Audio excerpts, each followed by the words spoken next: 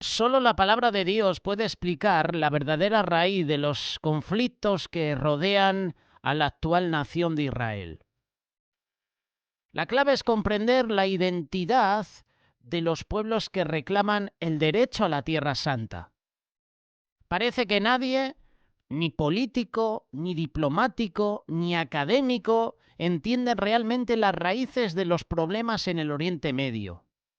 ¿Por qué persiste la violencia? ¿A qué se debe tanto odio entre palestinos y judíos? Solo a la luz de la palabra de Dios lo vamos a entender. En ninguna otra parte se encuentra una explicación completa y verídica de lo que está ocurriendo en el Oriente Medio. Es algo que se puede entender únicamente reconociendo lo que dice la Biblia al respecto. Saludos a todos los que nos estáis escuchando en este día. Bienvenidos a este pequeño mensaje, esta pequeña reflexión. El pasado fin de semana, Irán atacó Israel. Ya los medios de comunicación aquí en España y prácticamente en todo el mundo decían que Israel iba a ser atacada y que Israel tenía los días contados. Así llegaban noticias, así llegaban titulares a este país, a España. Israel contra las cuerdas. Israel va a caer. Todo lo contrario. Todos los misiles, todos los drones kamikazes que enviaba Irán eran interceptados por las defensas de Israel. Ya desde hace unos días atrás, submarinos del Reino Unido, submarinos que estaban por diferentes aguas, estaban abandonando ciertos territorios. Estaban preparados, sabían que Irán iba a atacar a Israel.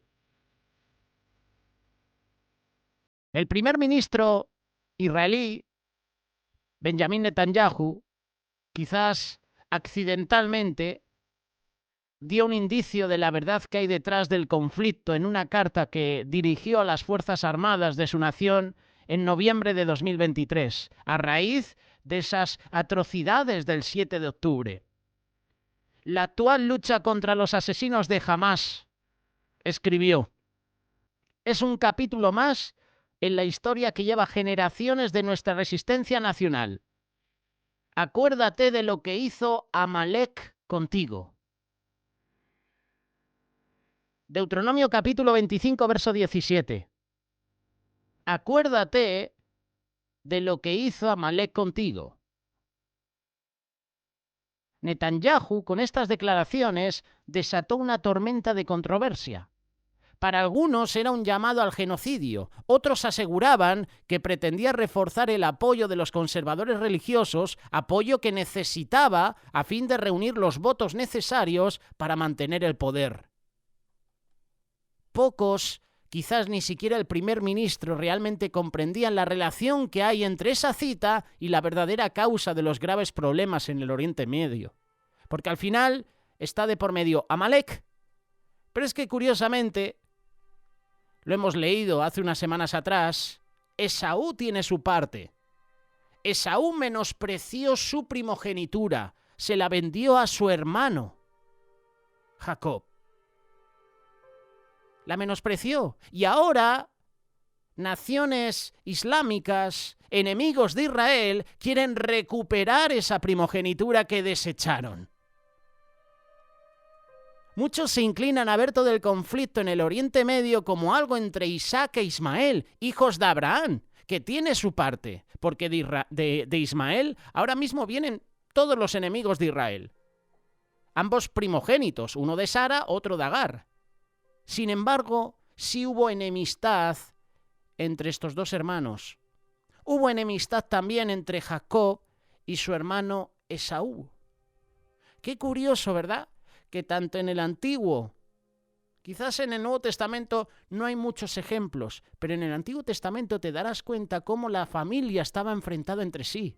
A eso ha venido Satanás, a destruir la familia, a enemistar al padre con el hijo, la hija con la madre, a enemistar al hermano con el hermano. Siempre hay un conflicto entre familias, siempre hay un conflicto entre hermanos. Caín y Abel. Aunque Abel no tenía ningún problema con su hermano, era su propio hermano Caín. Pero luego tenemos el ejemplo de Jacob y Esaú. Tenemos el ejemplo de Isaac e Ismael. Tenemos el ejemplo de José y sus hermanos. Tenemos el ejemplo de Jesús, que quizás es el ejemplo que más conocemos en el Nuevo Testamento. Jesús y sus hermanos. Sus hermanos eran incrédulos, no creían en él. Tenemos ejemplo también de David y sus hermanos. Había un problema en esa familia, que luego cuando David fue rey también se extendió a sus hijos. Uno de ellos mató a uno. Otro hijo quería su poder, otro también. Siempre vamos a ver enfrentamientos en la familia. De hecho, si tienes ahora enfrentamientos en tu familia, lo mejor es que los solucionéis. Y eso solo proviene de Dios. Porque yo puedo perdonar de una manera natural a mi familia. Y ya está. Y ahí se queda. Pero necesitamos ese perdón de Dios para que perdonemos de verdad.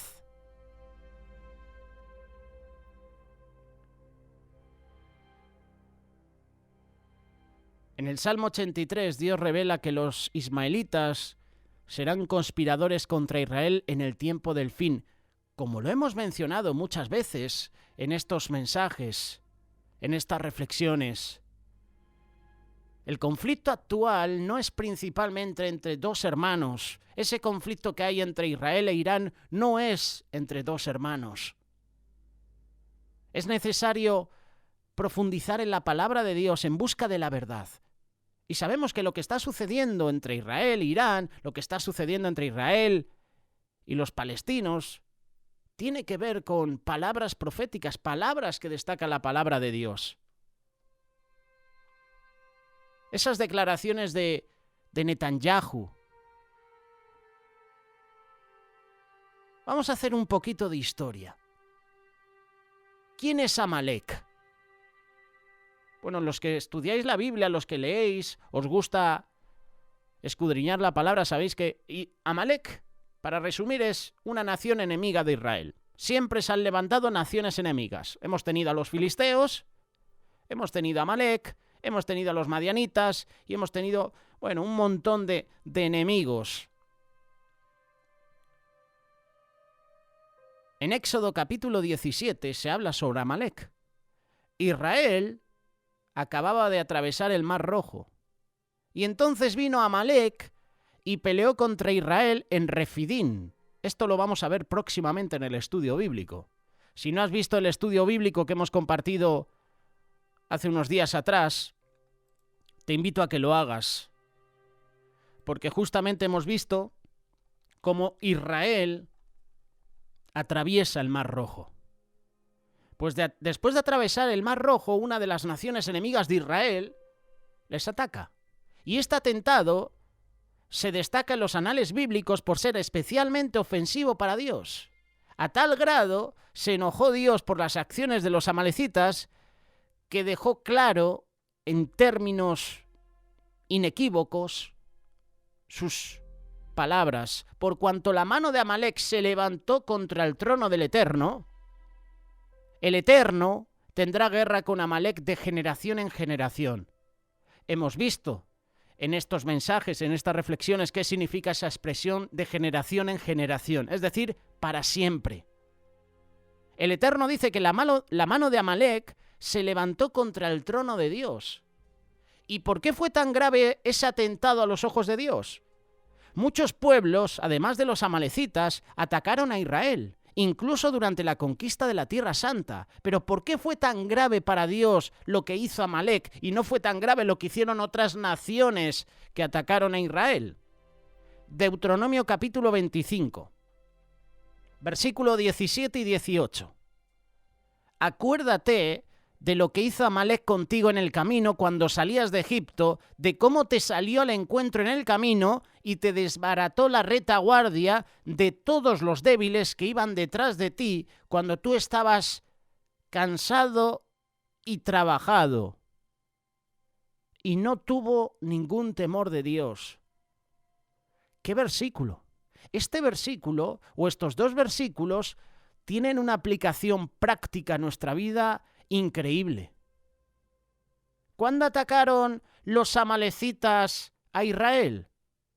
Lo hicieron en la retaguardia, lo hicieron a los más débiles, a los que iban detrás de ti, cuando tú estabas cansado y trabajado. ¿Cuándo vino Satanás a tentar a Jesús? Cuando Jesús estaba cansado, cuando Jesús tenía hambre. Ahí vino el tentador. ¿Cuándo viene Satanás a tu vida a tentarte? Cuando estás cansado, cuando tienes las manos bajadas, cuando has dejado de orar, cuando has dejado de leer la palabra de Dios, cuando no te congregas. Ahí es cuando Satanás viene, ahí es cuando el enemigo se levanta.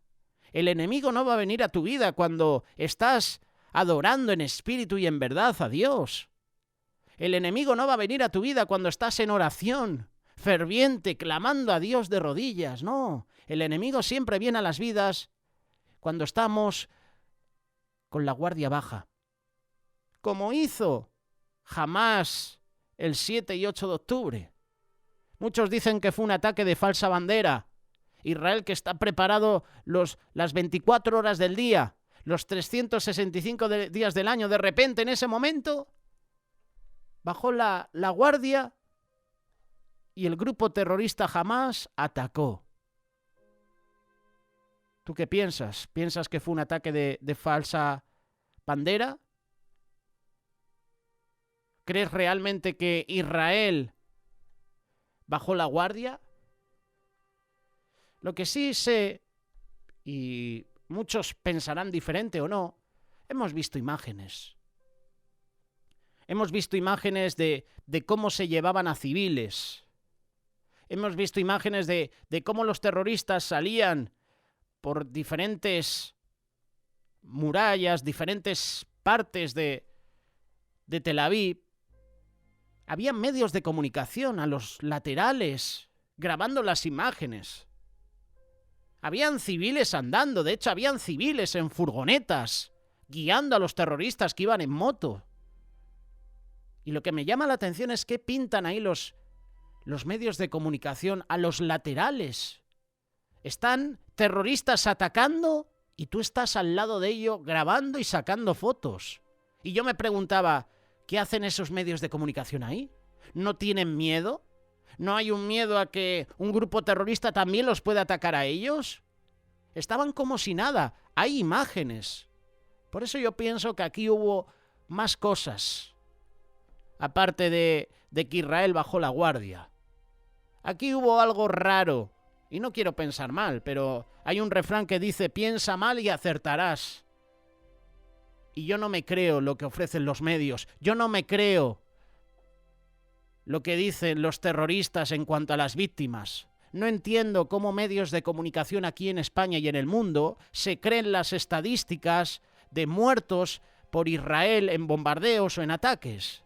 Es decir, me creo las estadísticas de un grupo terrorista. Si el grupo terrorista dice que han asesinado a más de 30.000 personas, me creo lo que dice ese grupo terrorista. ¿Estamos locos o qué? Estamos defendiendo a grupos terroristas que han asesinado, que han violado, que han hecho una masacre en Israel. Y con esto no justifico los ataques de Israel, porque Dios está en contra de la guerra. Dios no quiere que haya guerras, pero Dios las permite para traer juicio a Israel o a las naciones enemigas de Israel. A mí lo que me preocupa es que nos creemos lo que dicen los medios de comunicación. Y los medios de comunicación hay muchos que están comprados y hay muchos que te van a decir cosas que tú te vas a creer. Te van a posicionar para que estés en contra de Israel. Y si te pones en contra de Israel, te pones en contra de los judíos y te vas a poner en contra también, seguramente, de los cristianos. Porque las guerras que van a venir es persecución a los cristianos. Y nosotros estamos injertados en Israel. Somos el pueblo gentil, pero somos parte de la familia. ¿Qué hicieron los amalecitas? Atacaron cuando Israel estaba cansado y trabajado. Así trabajan los grupos terroristas. ¿Verás a un grupo terrorista atacar a soldados especializados? ¿A qué no? ¿A quién atacan los terroristas? A los civiles, a los inocentes. Eso es lo que hace Hamás, eso es lo que hace Hezbollah, eso es lo que hace ISIS, eso es lo que hace el Daesh, eso es lo que hace Boko Haram. ¿A quién ataca Boko Haram en Nigeria? A los cristianos, a los indefensos. Boko Haram no ataca a los militares, a los soldados que defienden el país. No, porque no pueden. Atacan a los indefensos. ¿Qué hicieron aquí Amalek con Israel? Atacar a los cansados, a los trabajados, a los débiles. Tengamos esto en cuenta, que esta es una descripción del primer ataque terrorista del cual tenemos noticia. ¿Cuáles son las 3 características de un atentado terrorista? Atacan por detrás, atacan poblaciones civiles indefensas y no se enfrentan con el ejército. Así ataca Hamás, así atacan los grupos terroristas islámicos. Precisamente eso fue lo que vimos el 7 de octubre. Hamás atacó por detrás, no se enfrentó con el ejército. Dirigió su atentado contra una población civil indefensa. Y males, sí, habían civiles que estaban de fiesta, estaban en una fiesta de la paz en Tel Aviv. Sabemos que Tel Aviv es la nueva Sodoma y Gomorra, pero eso no quita que un grupo terrorista atacó a civiles inocentes. Dirigieron sus atentados contra los más indefensos. Atacaron a los débiles y a los desarmados para luego dar media vuelta y esconderse detrás de sus propias mujeres y detrás de sus hijos en los túneles de Gaza. No nos cansamos de repetir que Gaza está dirigido por grupos terroristas y la guerra de Israel no es contra Gaza, o mejor dicho, contra los palestinos, no, es contra grupos terroristas que se esconden detrás de las personas. Esa es la realidad y eso es lo que no te cuentan los medios.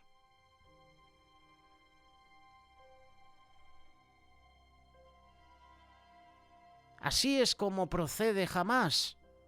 En el atentado terrorista contra el antiguo Israel, los amalecitas ofendieron grandemente al Eterno, y ese fue exactamente el proceder de Hamás en el atentado del 7 y el 8 de octubre de 2023. Y ahora vemos por qué la carta de Netanyahu traería a la mente el terrorismo de Hamás o de Amalek, por la verdadera relación entre Amalek y los conflictos actuales. En Génesis capítulo 36 leemos que Amalek era nieto del patriarca Esaú, hijo de su primogénito Elifaz. ¿Y cuál es lo importante de esto? ¿Por qué quiero mencionarte esto?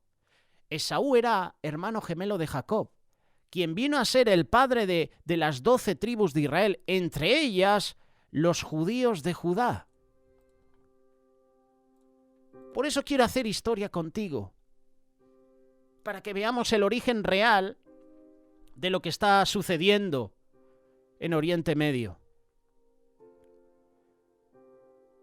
Esaú era hermano gemelo de Jacob, quien vino a ser el padre de las 12 tribus de Israel, entre ellas los judíos de Judá, y heredaría la tierra de que Dios había prometido a Abraham e Isaac. Ya desde el vientre, Esaú y Jacob estaban luchando entre sí. Génesis capítulo 25, verso 21 en adelante. Y desde antes de su nacimiento, Dios indicó que estos gemelos serían progenitores de 2 pueblos que iban a chocar constantemente a lo largo de los siglos, como veremos más adelante. Como primer nacido de los 2, Esaú recibió la primogenitura, Génesis capítulo 25, verso 25, incluido el derecho de poseer la tierra santa que Dios había prometido a Abraham e Isaac. Esa tierra habría sido de Esaú y habría pasado a sus descendientes, entre ellos Amalek. ¿Y cómo fue que Jacob y el pueblo de Israel llegaron a heredar la tierra en lugar de Esaú y sus descendientes? Creo que sabes la historia, ¿verdad? Cierto día que Esaú estuvo de cacería, regresó y encontró a su hermano Jacob preparando un guisado de lentejas. cansado, fatigado, con hambre, le pidió un poco del guisado y Jacob dijo que le daría, pero únicamente a condición de que Esaú jurara cederle esa primogenitura. Sin pensar lo que hace Esaú, accede. Le juró y le vendió a Jacob su primogenitura. Entonces Jacob dio a Esaú pan y del guisado de las lentejas, y él comió y bebió, y se levantó y se fue. Así menospreció Esaú la primogenitura. Cuando Esaú renuncia a su primogenitura, cede el derecho a heredar la tierra santa, que ahora pasaría a los descendientes de Jacob. Y al menospreciar la primogenitura, Esaú reveló un grave defecto de carácter. Permitió que esos instintos primarios prevalecieran en su toma de decisiones. Y los efectos de su decisión quedaron para siempre, como declara el Salmo 105. Vamos a leerlo. Él es el Eterno, nuestro Dios. En toda la tierra están sus juicios. Se acordó para siempre de su pacto, de la palabra que mandó para 1000 generaciones, la cual concertó con Abraham y de su juramento de Isaac. La estableció a Jacob por decreto, a Israel por pacto sempiterno, diciendo: a ti te daré la tierra de Canaán como porción de vuestra heredad. Fue así como la primogenitura, que incluía la tierra santa, pasó a los hijos de Jacob para siempre. Ahora vemos cómo los terroristas, vemos cómo palestinos la están reclamando. Nos pertenece, es nuestra. Era vuestra. Pero hubo un menosprecio del patriarca Esaú, menospreció su primogenitura por un plato de lentejas, pero ahora ya nos pertenece. Dios cambió el nombre de Jacob por Israel, que significa el que vence con Dios. Génesis capítulo 32, verso 28. Y el de Esaú vino a ser Edom, que en hebreo significa rojo, por cuanto entregó su primogenitura a cambio de un guisado de lentejas de color rojo. Más adelante, Esaú toma esposa de las hijas de los heteos, de los cananeos. También tomó como tercera esposa a Mahalat, hija de Ismael, Génesis capítulo 28, verso 9, y estableció un pueblo que se conocería como los edomitas, y que se estableció inicialmente en la región que más tarde se llamaría Edom, o Idumea, al sur de la tierra prometida.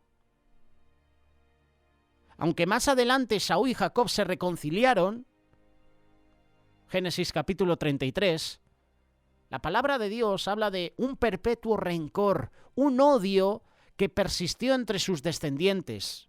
Ezequiel capítulo 35, versículo 1 y 5. Los edomitas estaban ansiando recuperar la tierra heredada de sus antepasados y entregada a cambio de un guiso de lentejas. Cuando Nabucodonosor, rey de Babilonia, conquistó Judá, destruyó el templo, los edomitas, radicados en el sur, se pusieron de parte de los babilonios. El Salmo 137 informa que vitorearon cuando Jerusalén fue destruida diciendo: arrasadla, arrasadla hasta los cimientos, versículo 7. Pequeño paréntesis, continuamos en unos minutos. ¿Por qué digo esto? ¿Qué han hecho en Teherán hace unos días atrás cuando Irán estaba atacando a Israel? Que, por cierto, ningún proyectil, ningún dron, ningún kamikaze afectó a familias.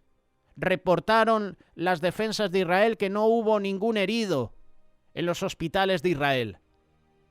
¿Qué hacían estas personas? Salían a la calle a celebrarlo, a cantar. ¿Qué sucedió el 7 y 8 de octubre cuando terroristas de Hamás atacaron a inocentes y a civiles, decapitaron a bebés, violaron, asesinaron a inocentes? Teníamos en las calles de Palestina, o en esa franja de Gaza, y también en Irán, en Irak, en Pakistán, en el Líbano, curiosamente naciones enemigas de Israel. ¿Qué hicieron? Salir a la calle a celebrarlo. Gritaban, clamaban en nombre de Alá. Alá es grande, la destrucción de Israel viene. Salieron a la calle a celebrar que grupos terroristas estaban asesinando a civiles israelíes. Luego pasaron de de la alegría al llanto, ¿verdad? Porque Israel atacó, se defendió. Y volvemos a decir, no estamos a favor de lo que está haciendo Israel. Estamos en contra totalmente de cualquier guerra.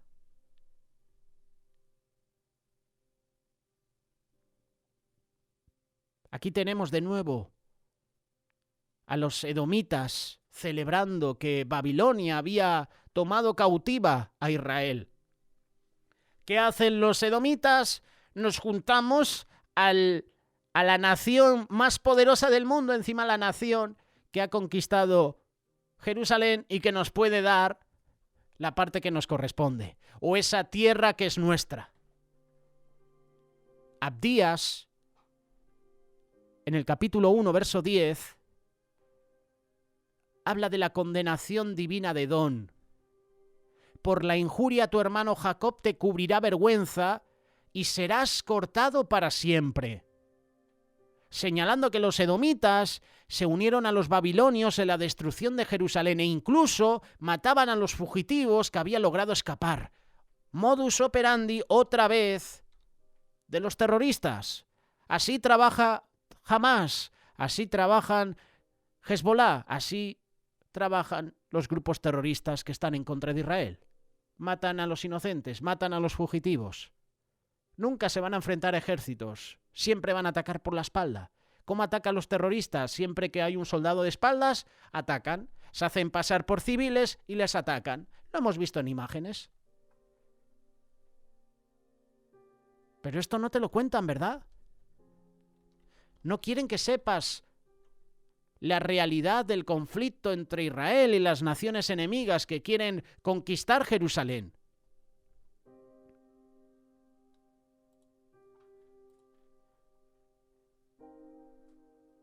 El profeta Ezequiel escribe sobre el anhelo codicioso de los edomitas por la tierra. Por cuanto dijiste, las dos naciones y las dos tierras serán mías, el territorio que había sido ocupado por las tribus del norte y sur de Israel, tomaré posesión de ellas, estando allí el Eterno. Por tanto vivo yo, dice el Eterno el Señor, yo haré conforme a tu ira y conforme a tu celo con que procediste a causa de tus enemistades con ellos, y seré conocido en ellos cuando te juzgue. Ezequiel capítulo 35, versículo 10 y 11.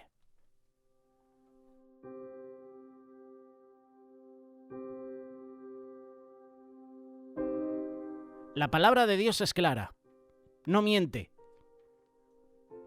Milenios después, los descendientes de Esaú todavía sueñan con tomar posesión de la tierra y dicen, será mía, y esto los lleva a actuar movidos por la ira, los celos y el odio. El profeta Amós, bajo inspiración divina, bajo inspiración de Dios, dijo lo siguiente. Amós capítulo 1, verso 11. Así ha dicho el Eterno, por 3 pecados de Edom y por el 4º no revocaré su castigo, porque persiguió a espada a su hermano, es decir, a Jacob, a Israel. Violó todo afecto natural y en su furor le ha robado siempre y perpetuamente ha guardado el rencor. Aquí vemos de nuevo la ira de los descendientes de Esaú por la herencia perdida. Es una ira perpetua de generación en generación. Perpetuamente Edom ha guardado rencor a Israel.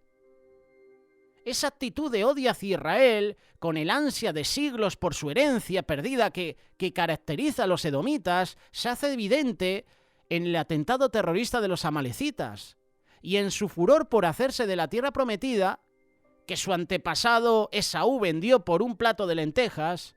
En realidad están luchando contra lo que Dios ha decidido. Y sabemos que si luchas contra Dios no vas a vencer nunca. No le vamos a vencer. Como vimos en Éxodo capítulo 17, al actuar de esta manera, la mano de Amalek se levantó contra el trono del Eterno. ¿Quién es entonces Amalek?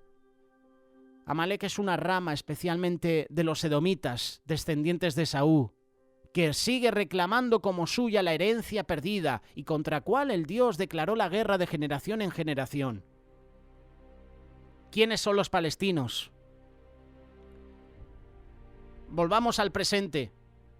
nos hacemos esta pregunta: ¿quiénes son los palestinos? Pues siendo sinceros, hay semejanzas entre palestinos actuales y edomitas de la Biblia, al menos en cuanto a su actitud. Su clamor desde el río hasta el mar refleja los sentimientos de Esaú y Edom, habidos de poseer una tierra que fue dada por Dios no a ellos, sino a los descendientes de Israel. Ese atentado vil y cobarde del 7 y 8 de octubre es un reflejo del antiguo terrorismo de Amalek. Si aplicamos el principio que Jesús enseñó, por sus frutos los conoceréis, la identidad de los palestinos en la Biblia debe ser clara. ¿Será posible que los palestinos sean los verdaderos descendientes de Esaú? ¿Serán los edomitas actuales? Pues seguramente una parte sí. Otra no, porque hay inocentes, hay civiles que están en medio de esa guerra. No nos dejemos confundir por las palabras palestino o Palestina. A comienzos del segundo siglo después de Cristo, aplastada la segunda rebelión de Judea, Roma quiso borrar de la tierra el nombre de Israel. La región recibió el nuevo nombre de Palestina por los antiguos filisteos que habían ocupado la pequeña zona en ese litoral sureste del Mediterráneo. Ese nombre no refleja la identidad de la tierra de Israel ni de sus pobladores actuales. El historiador romano Dion Casio escribió en su relato de la segunda rebelión de Judea que los romanos arrasaron más de 980 ciudades de los judíos y que quedó desolada casi la totalidad de Judea. Transcurrieron casi 19 siglos durante los cuales los judíos apenas fueron un remanente en su propia tierra. ¿Qué estaba ocurriendo en ese lapso de tiempo? ¿Cómo ocurrió cómo el asolamiento de Judá a manos de Babilonia, los edomitas, situados al sur, vieron una oportunidad? Presionados por tribus árabes, hacia su izquierda los edomitas, que ahora se llaman idumeos, entraron poco a poco a habitar la tierra desocupada por Israel. Y este es el reflejo de la palabra que Dios pronunció contra ellos en Ezequiel capítulo 35, verso 12. Sabrás que yo el Eterno he oído todas tus injurias que proferiste contra los montes de Israel, diciendo: destruidos son, nos han sido dados para que los devoremos. La nación que conocemos ahora como Turquía está compuesta en buena parte de edomitas. Hay muchos que persisten en la Tierra Santa como los pueblos palestinos y siguen reclamando como suya la tierra que Dios entregó a Israel. Los antiguos amalecitas ofendieron a Dios, de tal manera que Dios advirtió: el Eterno tendrá guerra con Amalek de generación en generación. Las acciones de Hamás demuestran que sus actitudes persisten en sus actuales descendientes, como también persiste la guerra de Dios contra ellos. El conflicto en Gaza es solo el episodio más reciente de un conflicto entre los hermanos Jacob y Esaú, que ha persistido durante siglos y que seguirá persistiendo hasta el final de nuestra era. En el contexto de la guerra que se está librando, la mención de Amalek por parte de Netanyahu encierra un sentido mucho más profundo de lo que él mismo percibiera. Recordar que Gaza era uno de los pueblos de los filisteos. ¿Recuerdas la historia de David, cómo los filisteos, como una de sus ciudades, Gaza, Gat, se levantaba siempre contra el pueblo de Israel? ¿Qué sabemos de Irán? Son los que han atacado a Israel hace unos días atrás. No sé cuándo vas a escuchar la reflexión, pero las relaciones van más allá. Todos sabemos el papel de Irán, que es el principal proveedor de armas para Hamás y para Hezbollah en el Líbano. Irán está empeñada en hacer desaparecer de la tierra el nombre de Israel. Hamás, Hezbollah y grupos terroristas están financiados por Irán. Ellos son los que le proveen las armas. ¿De dónde sacan tantos recursos los terroristas de Hamás? De Irán. ¿Qué revela la palabra de Dios sobre esta nación? Los pueblos de Oriente Medio me refiero, están constituidos por una mezcla de familias antiguas. Los linajes son claros. Matrimonios mixtos, migración forzada, voluntaria. De ahí viene esa combinación de pueblos, de manera que se hace difícil identificarlos. Pero bueno, es mal que tenemos la palabra de Dios, porque Irán, en la palabra de Dios, es Persia. ¿Recuerdas la nación de Persia, los medo-persas? ¿Recuerdas naciones enemigas de Israel? ¿Recuerdas a los persas?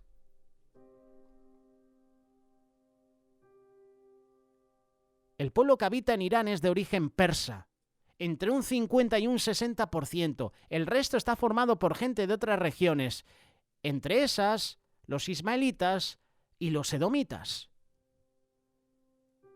Y el conocimiento de los orígenes de estas naciones es importante que lo sepamos, porque ya la palabra de Dios nos habla de estas naciones. Vemos en nuestros días cómo hay actitudes de los líderes de Irán hacia Israel y los judíos. Antes de 1979, Irán estuvo gobernada durante decenios por el Shah Mohammad Reza Pahlavi, amigo de los judíos, quien llegó a incluir judíos en el gabinete de su administración. Y en el año 1979, con la caída de Shah, durante la Revolución Islámica en Irán, qué casualidad, ¿verdad? ¡Qué casualidad! Un gobernante que apoya a los judíos, de repente, su administración, ese gabinete que administraba, cae. Golpe de Estado. Como ha sucedido en Ucrania. Pero esto no te lo cuentan los medios. Zelensky, el que está gobernando Ucrania, está en el poder porque hicieron un golpe de Estado. Quitaron de presidente a un hombre que había ganado las elecciones de una manera buena, correcta. Se lo quitaron de en medio. Y ahora tenemos a un presidente en Ucrania que solo quiere armamento, que solo quiere atacar a Rusia y no se preocupa por el pueblo ucraniano.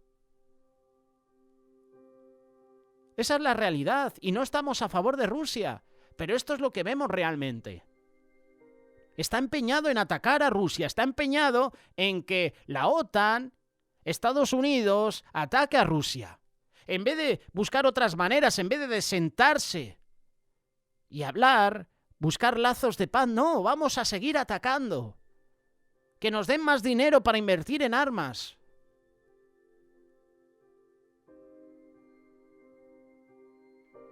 Pues después de la caída del Shah Mohammad Reza Pahlavi en el año 1979, durante la Revolución Islámica en Irán, fue reemplazado en el gobierno por una teocracia musulmana que tenía mayor influencia persa. No la tenía, perdón. Y ese cambio de líderes vino acompañado de una actitud radical. Esos nuevos líderes son los que constantemente financian el terrorismo contra los judíos en Israel. Quieren borrarla del mapa. Todo lo anterior se refleja en lo que narra la Biblia sobre esa nación.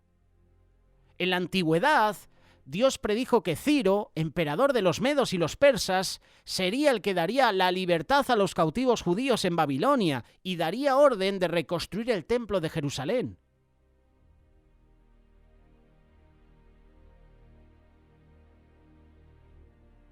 Pero la cosa no acaba ahí.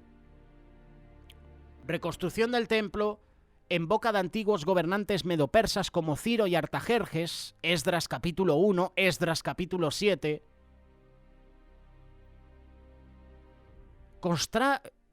Contrasta, mejor dicho, con lo que estamos viendo hoy en día. palabras de odio, muerte, destrucción. Eso es lo que promueven los actuales gobernantes de Irán contra la nación judía. El pueblo persa no tiene, como se suele decir, animadversión por Israel. No les gusta. No les gusta tampoco Estados Unidos. No les gustan tampoco los cristianos, naciones con raíces cristianas. En la antigüedad ocurría lo mismo. La buena voluntad entre los antiguos medopersas y los judíos, bajo la ley del rey Asuero de Persia en su reino, fue corrompida por una mala voluntad hacia los judíos, cuando el rey nombró primer ministro de su imperio a un individuo de nombre Amán. Esther capítulo 3, verso 1. Y este Amán concibió un plan para exterminar a todos los judíos que habitaban en las 127 provincias del imperio medopersa. Amán no era persa. Y ya te hemos hablado de él. El libro de Esther dice que era descendiente de Agag, rey de los amalecitas. ¿Recuerdas a Amalek? Te la acabamos de presentar. Los primeros terroristas de la Biblia, que atacaron al pueblo de Israel por la retaguardia cuando estaban cansados, fatigados. El antiguo historiador Flavio Josefo confirma que Amán era amalecita. La historia se repite, hermanos. Se repite una y otra vez. Los países cambian de manos, los líderes de los pueblos cambian, los grupos se dispersan y se trasladan de aquí para allá, de un lugar a otro, pero esas características bíblicas persisten. Quizás puedes estar riéndote, ¿verdad? Como suelen hacer muchas personas cuando escuchan una reflexión así, sea de este canal o de otro. Escuchan o leen el título y ya condenan todo el vídeo, toda la reflexión, sin haber escuchado la historia. He visto comentarios así en este canal cuando hacemos mensajes y hablamos de la historia de Israel, la historia de Palestina, todo lo que está sucediendo con la Franja de Gaza. Y hay muchos que leen el titular y hacen un comentario y dices, pero se nota que no has escuchado la reflexión porque estás haciendo un comentario del título, pero no estás haciendo un comentario de la reflexión porque no la has escuchado. Los expertos geopolíticos pueden considerarlo absurdo, pero solamente la palabra de Dios explica estos temas con toda claridad y sencillez. Con la palabra de Dios sabemos el origen, los conflictos entre Israel y todas las naciones que quieren ahora mismo conquistar Israel, conquistar Jerusalén.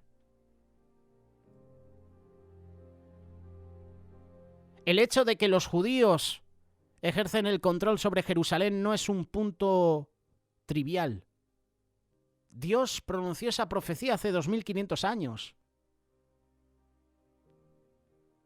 La profecía bíblica predijo desde hace mucho tiempo cuál sería la situación actual de Oriente Medio. Las profecías, las palabras de Dios son claras, incluso en Jerusalén.